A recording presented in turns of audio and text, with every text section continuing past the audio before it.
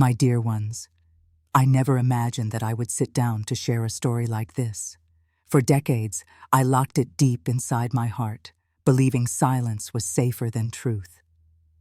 I carried it through my youth, into my vocation, into the quiet nights in the convent when only the chapel candles flickered. But silence has a weight, heavier than stone, and even a servant of God cannot carry it forever. Today, I open this wound not to cause scandal, but to bring light into darkness. I am now an old woman, a nun who has spent her life in prayer, teaching children their first hymns, comforting the sick, and guiding souls to faith. Most people who meet me see only the gentle sister who smiles in the pews or tends to the garden. They see peace in me, but very few know that beneath this veil rests a story of anguish, betrayal, and survival. A story I have never told aloud until now. When I was only 13 years old, I learned that sometimes the very people we trust most, the ones who wear the robes of holiness, can become the greatest source of our suffering. My childhood was supposed to be filled with prayer, laughter, and safety. Instead, it became a battlefield of fear and silence. I remember the bells of the parish ringing in those days, calling the faithful to Mass. To the outside world, I was simply another devout child, but inside I was drowning in secrets I could not confess. This story will not be easy to tell. It is not easy for me to relive, even after so many decades. But I know there is someone listening today who needs to hear it, someone carrying their own heavy silence. If my voice can give even a glimmer of courage, then this pain I carried has not been in vain. The story begins in the year 1965. I was a girl in a small town where faith was the heartbeat of every street, every household, every moment of our lives. My parents worked hard, raising us with discipline and reverence for God. The church was not only our spiritual guide, it was our center, our sanctuary. And at the heart of it all stood a man I trusted without question, our priest. To me, he was the voice of God. His sermons stirred my soul. His blessing on my forehead gave me comfort. When he smiled at me, I thought it was a sign that I was pleasing to the Lord. He spoke often about obedience, about sacrifice, about carrying our crosses in silence. I took his words as holy truth, never imagining that one day they would be used to chain me in fear. Even now, as I recount these memories, I feel that same ache in my chest, the ache of innocence betrayed. I was only a child, yet my life was about to be reshaped by shadows I never sought. What happened to me in those years changed not only the way I saw the church, but the way I saw myself, my family, and even God. I must tell this carefully, because I will not linger on cruelty or describe what cannot be undone.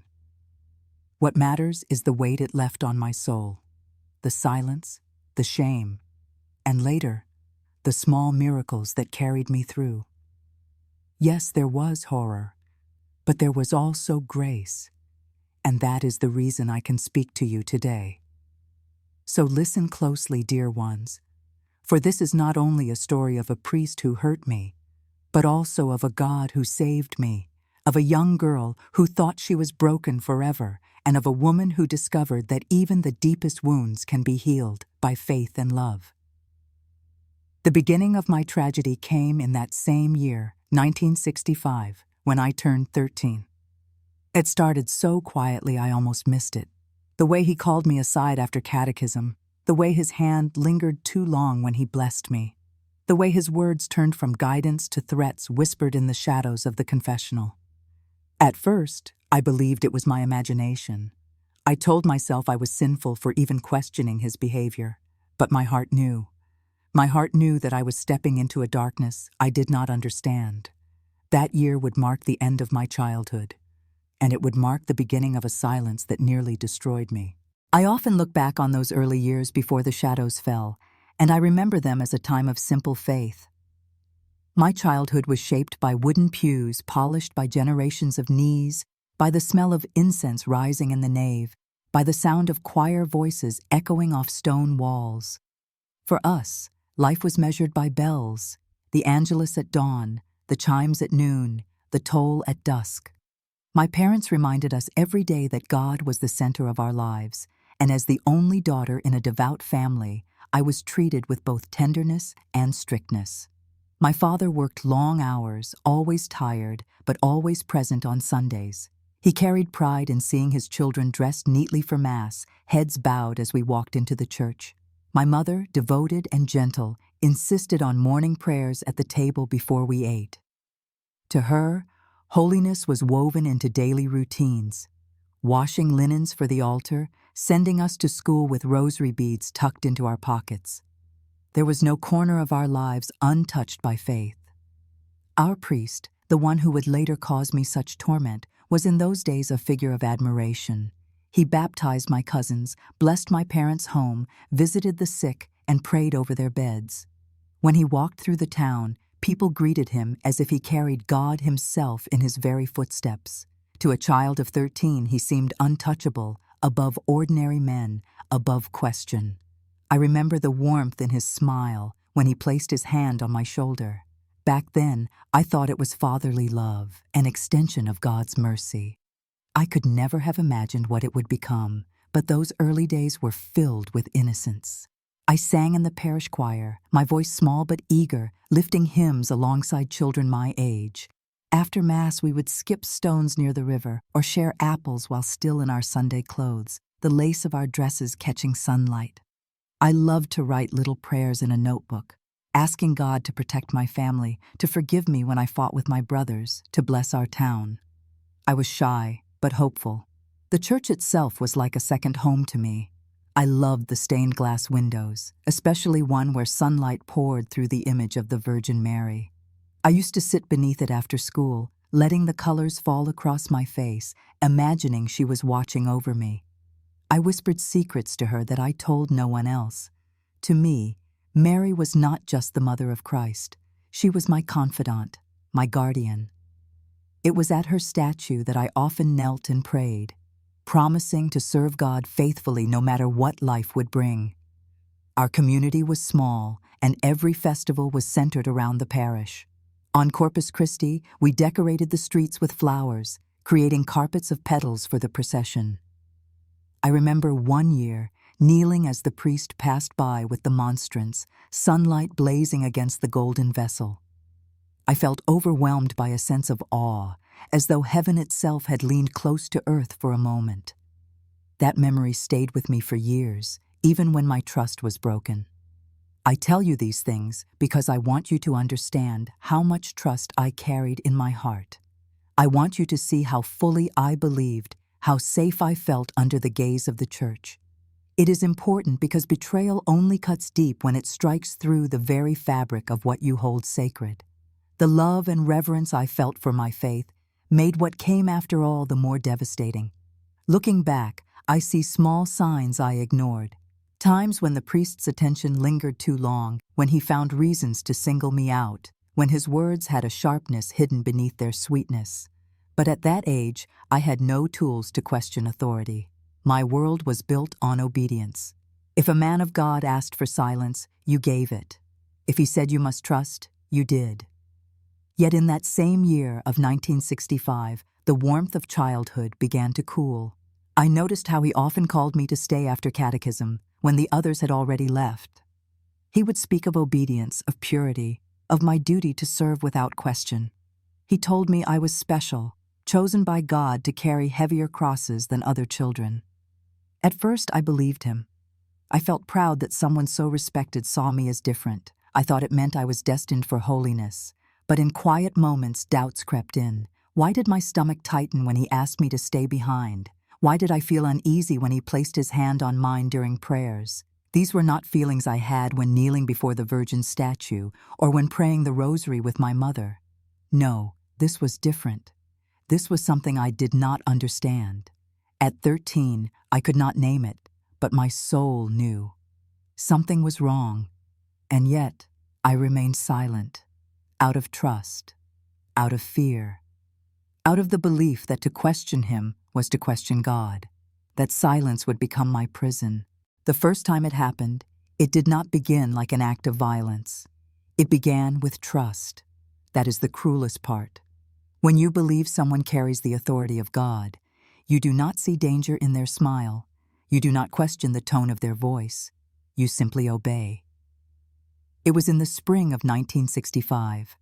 The parish hall smelled of old wood and candle wax, and sunlight poured through the windows in dusty beams. Catechism class had just ended. The other children gathered their books, laughing and running toward the doors, their shoes clattering against the stone floors.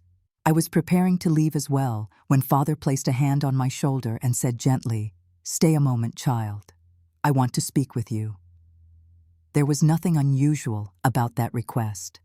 Priests often spoke with us one-on-one about our studies or our prayers, so I stayed. He closed the heavy wooden door behind the last student and turned to me with a smile that at the time seemed kind. He asked how my lessons were going, if I was praying the rosary each night, if I felt closer to God. I answered eagerly, proud that he noticed me. Then his questions changed.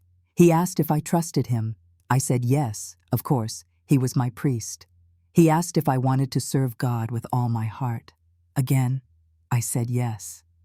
His eyes fixed on me, and in that moment, his gaze felt like it pierced through my skin. He leaned closer and whispered words that still chill me when I remember them. Then you must learn obedience.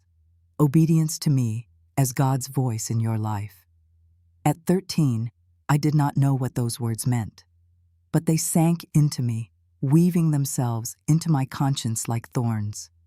He began to test that obedience in small ways, asking me to stay after class, to clean the chalices with him, to polish the candlesticks. I was glad to serve. It felt like a privilege. But slowly, his instructions grew strange. He told me to keep our time together secret, saying, "Others would not understand the special bond God has placed between us." He reminded me that confession was sacred, and what passed between us must never be spoken. And then came the touch. At first it was a hand resting too long on mine as he guided me in prayer. Then a hand brushing my cheek, lingering on my shoulder. I told myself it was fatherly, a blessing. But in the pit of my stomach, I felt fear. The kind of fear you cannot explain, the kind that whispers that something is not right. I tried to avoid him. I hurried out of class when it ended, inventing excuses to leave quickly, but he always found a way to call me back, and when I hesitated, his voice changed, no longer soft, but commanding. "Do not disobey me," he said once, his tone sharp as a blade. "Disobedience is sin." From that day forward, every encounter carried an invisible chain of guilt. If I obeyed, I felt shame. If I resisted, I felt I was sinning against God. That is how abusers steal from children, not only their safety, but their very ability to know right from wrong. One afternoon, he caught me alone in the sacristy. The others had gone home, and the church was quiet except for the ticking of the old clock. He locked the door and stood between me and the exit. My heart pounded and I whispered, "Father, I need to go home." But he shook his head. His words were soft, but his eyes were hard. "This is God's will for you. You must not resist. If you do, you will bring shame on your family and on the church, and no one will ever believe you." That day marked the true beginning of my nightmare. I will not describe the details because some wounds cannot be retold without reopening them. What I will say is that he took from me what he had no right to take, and he cloaked it in holy words.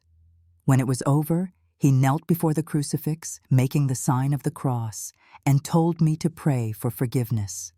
My forgiveness, as though I were the sinner. I stumbled home that evening, my clothes disheveled, my eyes swollen from tears. My mother asked if I was ill. I told her I was tired from studying. That was the first lie. And once you begin lying to protect the guilty, the lies multiply until you barely recognize your own voice. After that, it became a pattern. Every time I entered the church, I felt trapped. He would find reasons to keep me behind, to corner me, to remind me of his power. When I tried to resist, he whispered threats. "If you speak, your father will be disgraced. Your mother will be shamed. They will think you are wicked." And I believed him.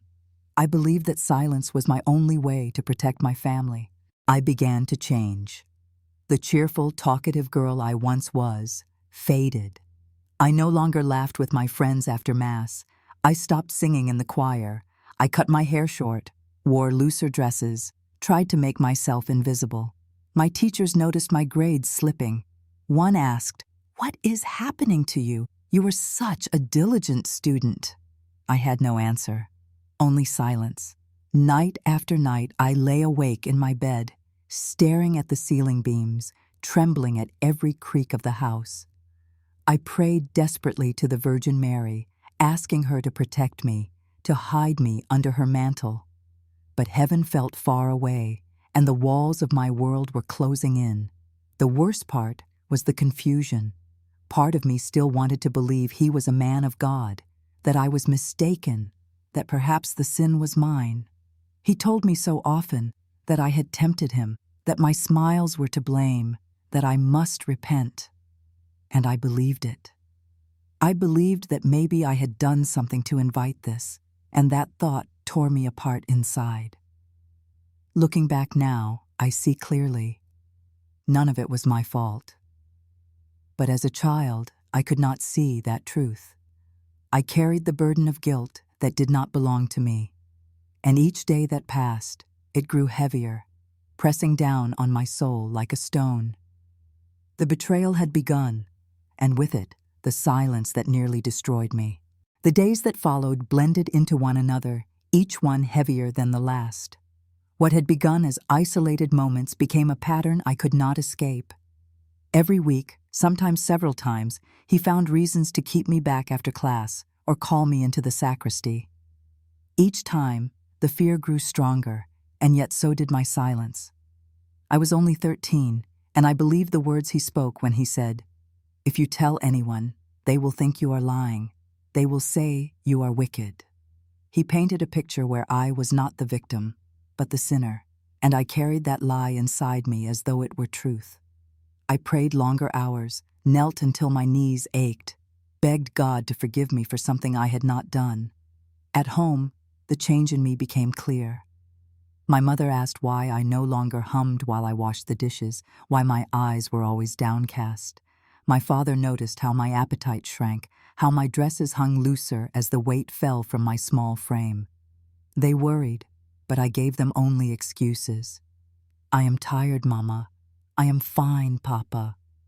Lies became my shield. The priest had taught me to fear my own voice. He reminded me that obedience was the highest virtue. "To suffer silently is holy," he told me once as I wept quietly after another encounter. "Christ carried his cross without complaint. You must carry yours." Those words chained me to silence more effectively than any locked door.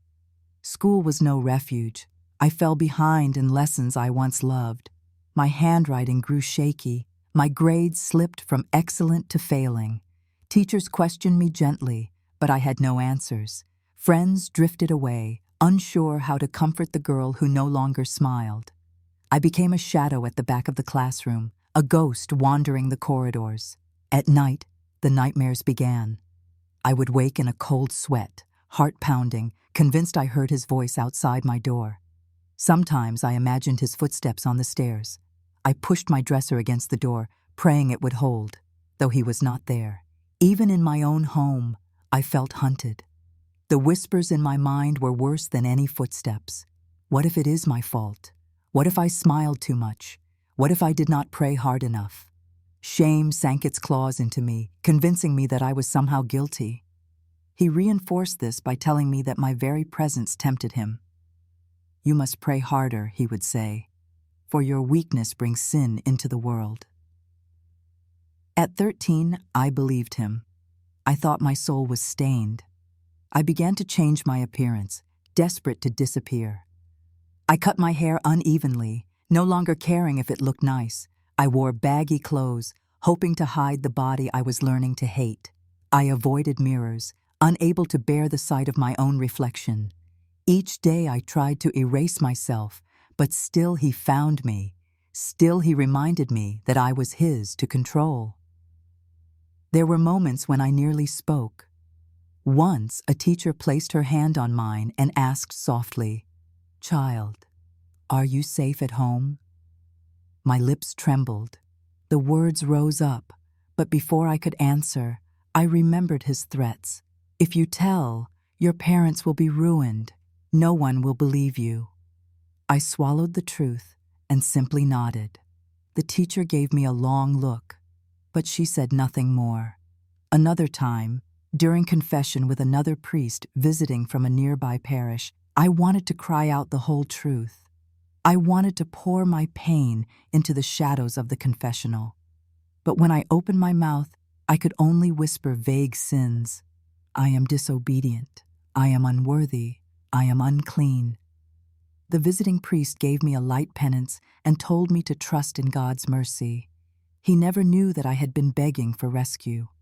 The worst moment came when my body began to fail. The stress, the fear, the constant dread. It wore me down. I fainted one morning during Mass, collapsing onto the cold stone floor. My classmates gasped as the priest hurried to my side, lifting me in his arms. To everyone else, it looked like an act of care. To me, it felt like captivity. When I woke in the rectory, he stood over me with a look I could not read, part concern, part something darker. "You must not fall ill," he said, his voice stern. "If anyone asks, you will say you are simply weak. Do you understand?" I nodded, too afraid to resist. He pressed a cup of water into my hands, and I drank, though my stomach churned. My health continued to falter. I lost more weight. My cheeks hollowed, my eyes grew ringed with shadows. At school, they said I looked pale, like a candle burning itself out. My mother begged me to eat, spooning soup to my lips, but I could hardly swallow. She wept at night when she thought I was asleep. I wanted so badly to tell her the truth, but the words stuck in my throat like stones. The silence consumed me. Each day felt heavier, each prayer more desperate. I asked God why He allowed this to happen, why He had chosen me for such suffering. Some nights I thought about ending it all, simply vanishing so that the pain would stop. But then I remembered my mother's face, my father's voice, and I clung to the hope that somehow, one day, God would hear my cries. And so I carried the silence. I carried it into the classroom, into the chapel, into my very dreams. It became my shadow, my invisible companion. To the world, I was still the dutiful daughter, the quiet student, the pious child. But inside, I was crumbling. That was the prison He built for me, a prison without walls, made only of fear, shame, and obedience. And I lived inside it until my body could no longer bear the weight. My silence lasted until my body could no longer carry it. Pain has a way of seeping into the flesh, of making itself known even when the tongue refuses to speak. By the summer of 1965, I was a shadow of the girl I had once been. My dresses hung loose, my cheeks were hollow, and my hands trembled even at rest. My parents thought I was simply fragile, that perhaps I was still growing, but I knew something deeper was breaking inside me. It was a Sunday morning Mass when it happened. The church was filled with incense and the voices of the choir. I remember kneeling in the pew, trying to focus on the prayers, when a wave of dizziness washed over me. The candles on the altar blurred, the priest's words grew distant, and the next thing I knew, I was falling forward onto the stone floor. Gasps echoed through the sanctuary. My head struck the ground, and the world went dark. When I awoke, I was in the rectory. He was there, hovering over me, his face tight with anger disguised as concern. "You must be careful," he said sharply, as though fainting was a sin. "If people ask, you will tell them you skipped breakfast. Nothing more." His eyes burned into mine. "Do you understand?" I nodded weakly, but in truth, I could not even rise from the bed. My body felt drained, as though every ounce of strength had been poured out. He gave me water, but it tasted bitter in my mouth. I wanted to go home, to my mother's arms, but he insisted I rest there until evening. Those hours stretched into eternity, the clock ticking as though mocking me. By the time my father arrived to take me home, I could barely stand. He lifted me into his arms as though I were a small child again. I will never forget the look on his face, fear hidden behind forced calm. "She is weak," the priest explained smoothly. "Nothing serious. A bit of rest, and she will recover." My father nodded, but I saw the worry in his eyes. He carried me out, his arms strong, his heart heavy. That night, the pain returned with fury. My stomach cramped, my head throbbed, and when I went to the bathroom, I discovered blood. Not the monthly bleeding of a young woman, but something far worse. The sight terrified me. I tried to clean it away, tried to convince myself it would stop, but it did not. The flow grew heavier, the pain sharper, until I collapsed onto the floor tiles. My mother found me there. I still remember her scream, sharp as a knife, echoing through the small house. My father rushed in, lifting me once more, his arms shaking. "We're going to the hospital," he said, his voice trembling. My mother followed, weeping, as he carried me through the night. The hospital lights were blinding after the darkness of our home. Nurses rushed around me, voices rising and falling. "Her pressure is dropping. We need blood. Call the doctor immediately." I drifted in and out, catching only fragments. My father's voice was the clearest, shouting, desperate, "Please save my daughter, save her." When I woke again, I was in a white bed, weak but alive. A doctor stood nearby, speaking to my parents in hushed tones. "She has suffered severe trauma," I heard him say. "This is not an accident. The injuries are consistent with repeated abuse." My father's voice broke into a cry, raw and furious. "Who did this to her?" My mother sobbed uncontrollably, clutching her rosary as though it could undo the truth. The words hung in the air like a thunderclap. Abuse. I wanted to deny it, to protect the lie I had been forced to carry. When a social worker entered and gently asked, "Child, can you tell us who hurt you?" I opened my mouth, but no sound came. My father's eyes, full of anguish, searched mine. I could not bear to speak the truth, so I whispered instead, "Strangers, after school." It was a lie. My first desperate attempt to protect not myself, but the man who had destroyed me, because I believed if I spoke his name, the entire world would collapse. That night, as I drifted in and out of feverish sleep, I felt my father's hand clutching mine. He whispered, "You are safe now. Nothing bad will ever happen again. I swear it." His tears fell onto my skin, and for the first time in months, I believed someone cared enough to fight for me. I stayed in the hospital for several days. They gave me transfusions, medication, and strict instructions to rest. But the doctors kept repeating the same thing. "She has been hurt many times. This was not a single event." Their words stirred suspicion in my father. He questioned me constantly, gently at first, then with urgency. "Tell me, my daughter, who did this? I will protect you." But each time I shook my head and whispered the same lie. Strangers, strangers whose names I could never give. When I was finally discharged, my father carried me through the front door of our home. He had painted my room a soft yellow, placed fresh sheets on the bed, and installed a sturdy lock on the door. "This is your safe place," he said, handing me the key. His devotion broke my heart. He thought he had saved me, yet the true danger still walked free, cloaked in vestments, preaching on Sundays as though nothing had happened. And so the cycle might have continued had my father not grown more determined. He studied the hospital papers, questioned neighbors, even retraced my steps after school. I saw the storm building in his eyes, the suspicion that refused to let go. I knew it was only a matter of time before truth would tear through the silence I had built. The collapse of my body had forced the world to look closer, and though I still clung to lies, I sensed that God was moving, that the secret could not stay hidden forever. Returning home from the hospital should have been a moment of peace, but instead, it became a battlefield of suspicion and silence. My father hovered near me constantly, his eyes shadowed with fear and rage. My mother moved through the house like a ghost, rosary beads slipping endlessly through her fingers. And I, though my body was slowly healing, carried the same secret that had nearly destroyed me. The doctors had spoken plainly. They had written their findings in stark black letters across hospital papers. Repeated trauma, prolonged abuse. Those words burned into my father's mind. He read them again and again, each time more certain that the story of strangers was nothing but a fragile cover. "Daughter," he whispered to me one night as he sat beside my bed, "I know you are hiding something. I cannot protect you unless you tell me the truth." His hand shook as it held mine, his voice pleading, but my lips trembled with silence.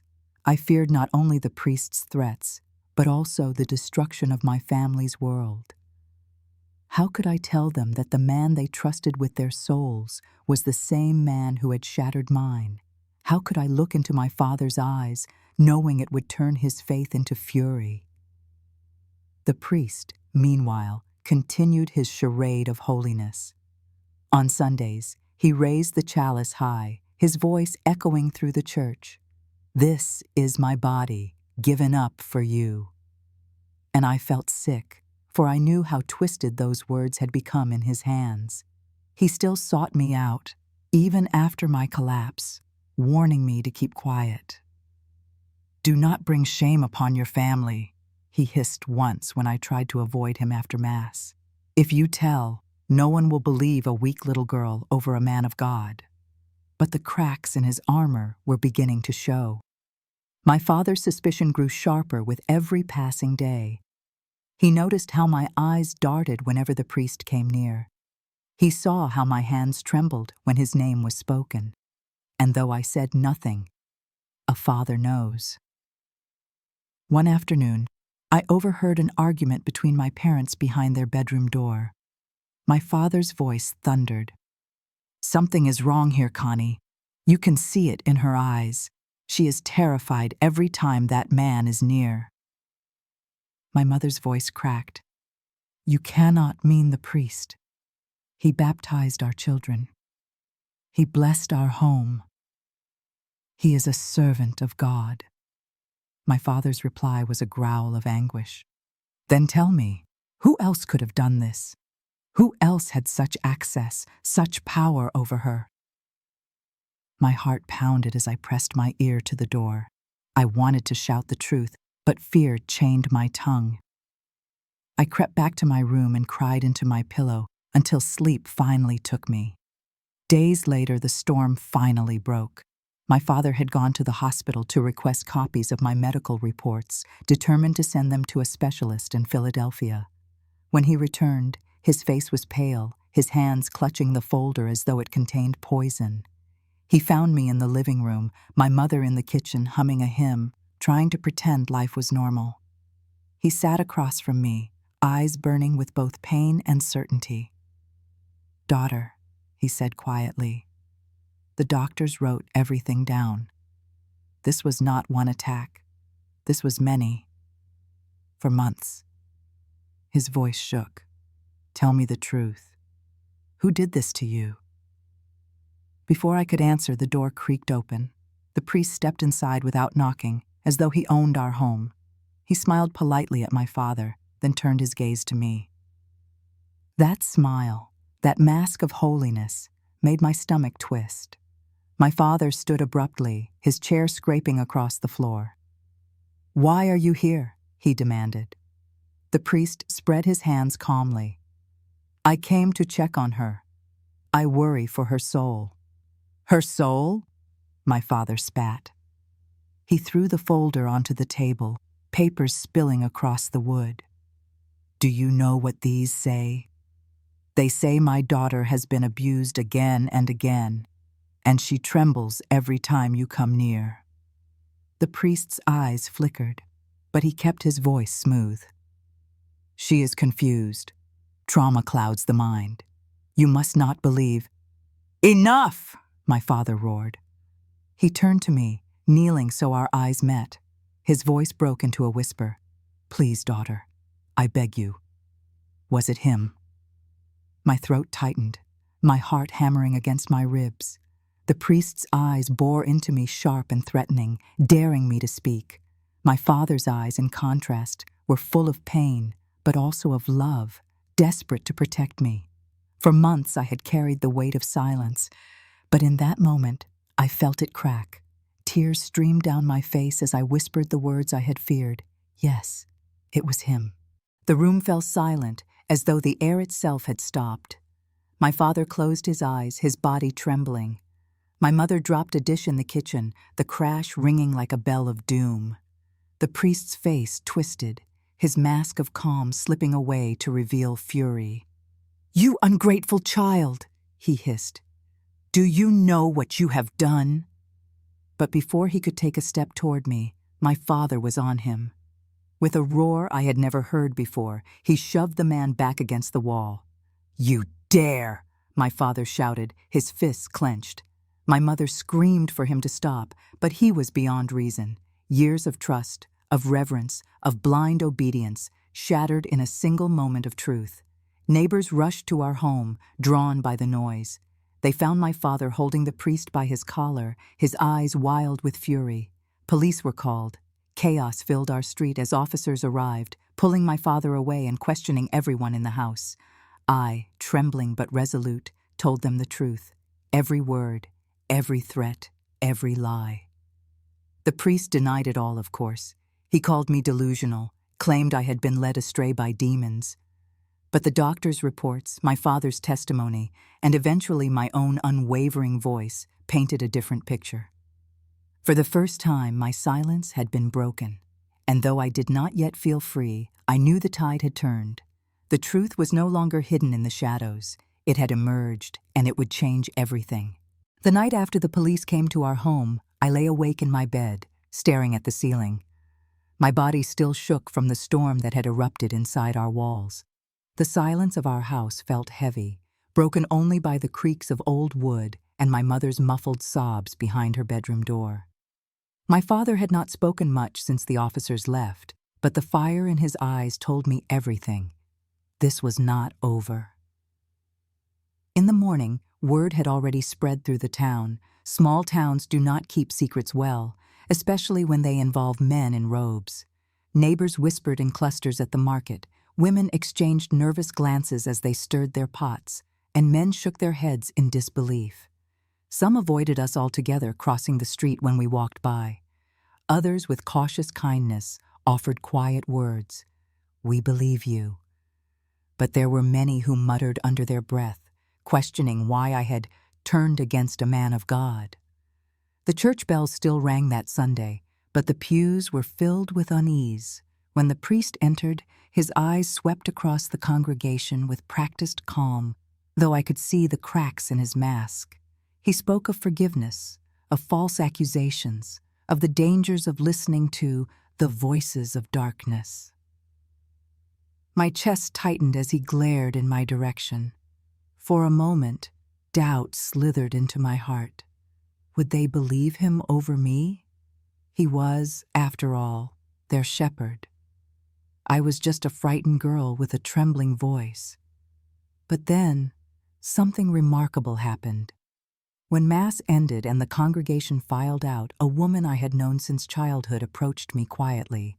She pressed my hand in hers and whispered, "You are not alone. He hurt me too." Her eyes filled with tears, and then she walked away, leaving me stunned. That single sentence was a crack of light breaking into years of darkness. Over the next few weeks, more whispers followed. A cousin of a neighbor, a young woman who had long since moved away, returned to tell her story. Another girl from a nearby parish admitted her own secret. Slowly, like fragile threads weaving together, we formed a tapestry of truth. The weight I had carried alone was now shared, and with it came a strange, trembling strength. Investigators began questioning everyone. They asked about my memories, about the priest's movements, about the patterns that now became clear. At first, I felt exposed, as though my wounds were being examined under a harsh light. But as each new testimony surfaced, I realized I was no longer fighting alone. The silence that had once imprisoned me was breaking, piece by piece. At home, my parents struggled to balance their faith with their rage. My mother clung to her rosary, begging God for clarity. My father, meanwhile, grew restless and short-tempered, pacing the house late into the night. One evening, I heard him mutter, "How could I have let this happen under my own roof?" His guilt gnawed at him, and I longed to tell him that none of this was his fault. The true blame lay with the man who had twisted holiness into harm. The court hearings that followed were grueling. I was asked to testify, to recount what I had endured in front of strangers who scribbled notes and stared at me with cool detachment. Each time I spoke, my voice wavered, but I forced myself to continue. For every word I managed to utter, I felt another chain loosen around my soul. The priest sat across the room, his eyes fixed on me with a venomous glare. He still tried to wield control, but something had shifted. He no longer looked like an untouchable figure draped in sacred robes. He looked small, desperate, a man cornered by the truth. There were days I thought I could not bear the weight of the process. I would return home, collapse onto my bed, and sob until no tears remained. But then I remembered the other girls, the ones who had whispered their truths to me. I remembered their trembling voices, their broken eyes, and I knew I could not retreat. If I stayed silent again, the cycle would continue. My voice was no longer just my own, it was theirs too. As weeks turned into months, the community divided.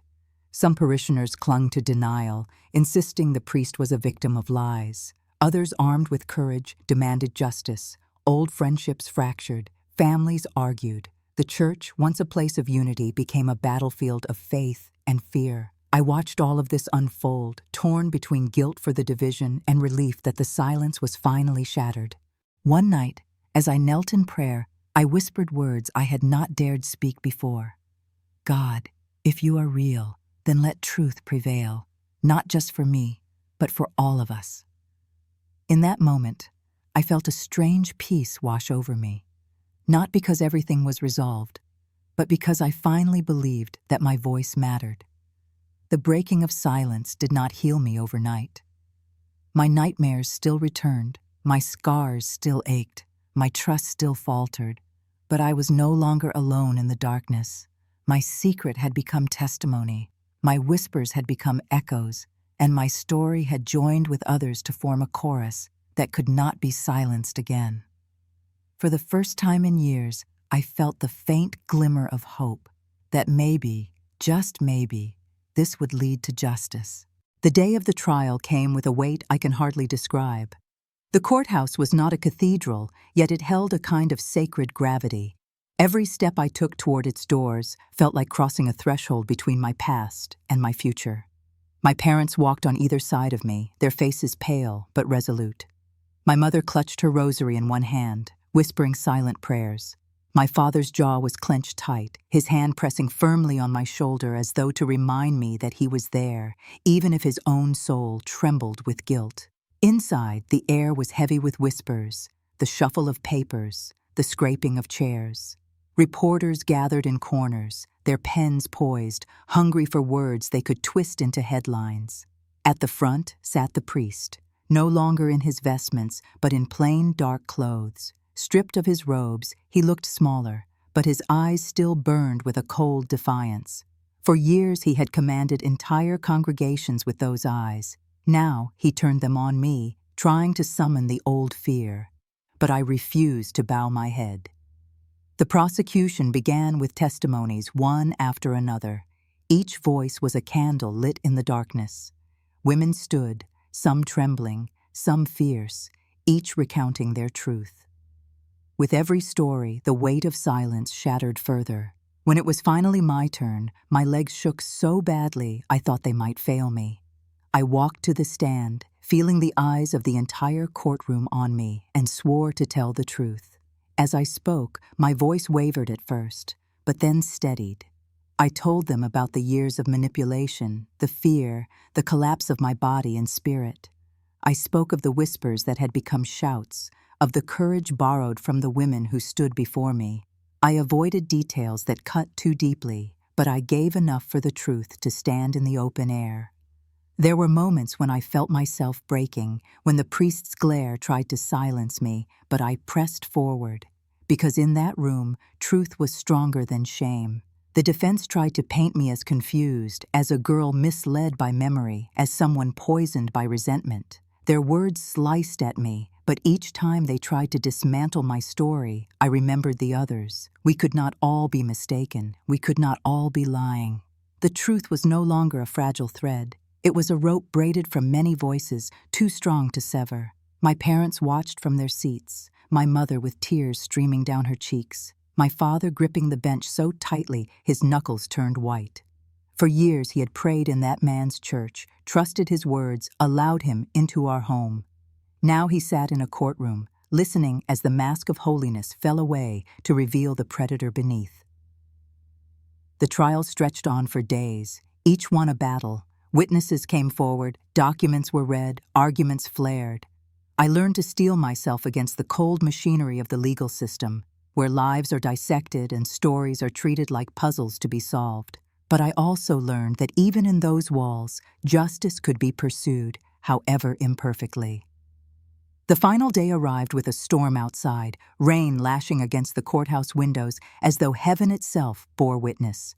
The jury filed in, faces grim, and the air grew so still that even breath felt like a violation. When the verdict was read, guilty on multiple counts, I felt the world tilt beneath me. A collective gasp filled the room. My heart pounded, my hands trembled, and for a moment I could not breathe. The priest did not collapse or cry. He sat rigid, his lips pressed tight, his eyes darting around the courtroom as though searching for some last shred of control. But there was none left. His power had crumbled. The fall was complete. Afterward, outside the courthouse, cameras flashed like lightning, questions flew through the air, and strangers pressed in. But amidst the chaos, I felt an odd stillness within myself. I was not healed, not free of the pain, but I had spoken, and I had been heard. The truth was no longer buried. That night, I lay awake again, but this time, the silence felt different. Not heavy, not suffocating. It was the silence of a storm passing, the kind that leaves behind broken branches and puddles, but also clear skies waiting.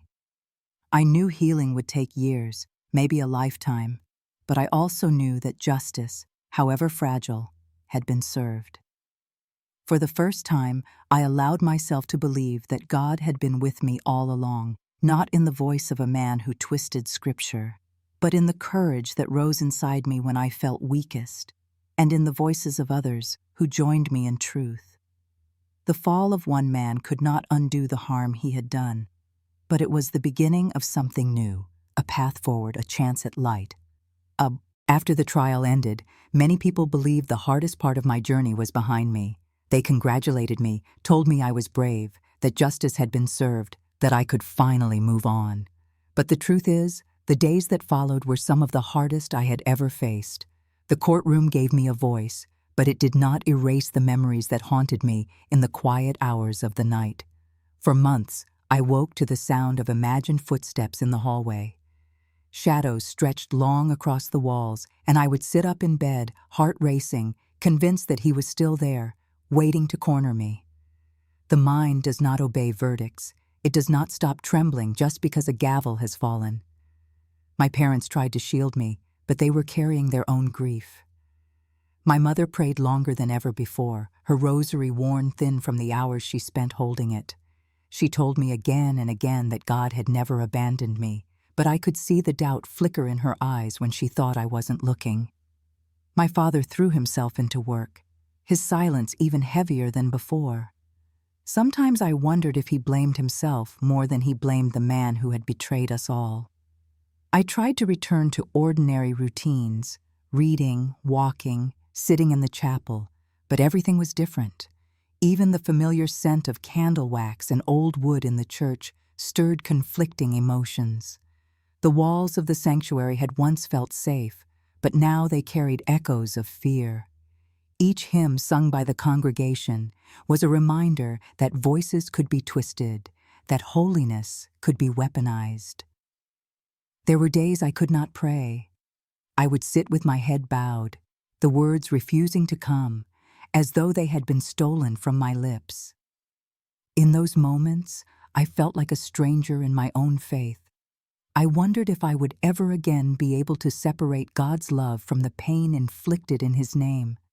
But slowly, light found its way in. At first, it came through other survivors. Women I had never met reached out to me, writing letters, sharing their own stories. Some were older, carrying scars decades old. Others were younger, still trembling on the edge of disclosure. Each voice reminded me that I was not alone. Healing, I realized, was not a solitary path. It was a road we walked together, one story at a time. Therapy became a part of my journey, though I resisted it at first. Speaking aloud what I had tried so hard to bury felt unbearable. But my therapist taught me that naming the pain gave it less power. I learned to breathe through the flashbacks, to ground myself when the past tried to swallow me whole. Healing was not quick, not clean. It was messy, full of setbacks. But each step, however small, was progress. I also began writing. At first, it was only in a private journal, fragments of thoughts, pieces of memory, prayers scribbled with trembling hands. But over time, I noticed that writing brought clarity. It allowed me to place the chaos of my heart into sentences, to give shape to feelings that once felt endless and undefined. Writing became my second form of prayer, a conversation with God that needed no perfect words, only honesty. Years passed, and though the shadows never disappeared entirely, they loosened their grip. I began volunteering at shelters, meeting young women who carried their own burdens of fear and betrayal. Sitting with them, listening to their stories, I recognized the same brokenness in their eyes that had once haunted my own reflection. I did not always have answers, but I had presence, and sometimes presence was enough. The church itself became complicated. Some parishioners turned their faces away when they saw me, unwilling to believe that a priest could have done such things. Others approached me with pity, their words sharp even when meant with kindness. Yet there were also those who stood firm beside me, who reminded me that faith was larger than one man's sins. I held on to that truth when doubts surged. Faith was not meant to be blind obedience. It was meant to be a living relationship with God, one that could withstand questions, anger, and even silence. My journey with faith became less about rituals and more about the quiet moments, walking beneath a sky painted with stars, feeling the warmth of sunlight on my face, hearing a child's laughter. God was there, not only in the pews, but in every breath of life. The miracle I had once begged for as a girl did not arrive as a sudden flash of divine intervention. It came slowly, over years, as resilience I never thought I had, as strength borrowed from others, as hope that bloomed in unexpected places. It came in the realization that my story, though born from tragedy, could be a lantern for others still lost in darkness.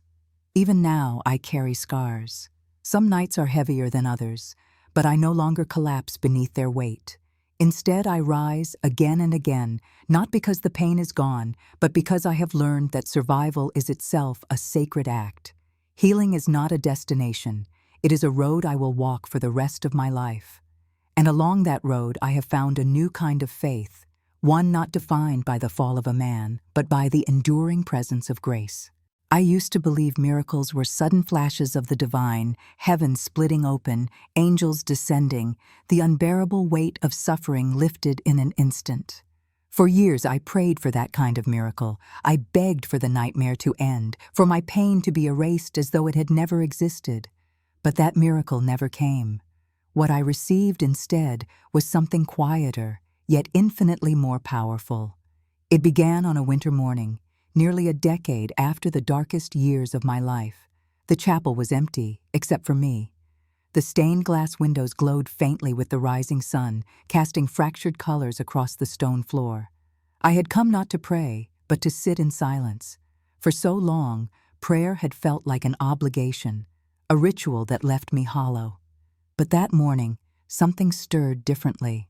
As I sat there, my eyes fixed on the figure of Christ upon the cross, I felt an overwhelming wave, not of pain, not of fear, but of peace.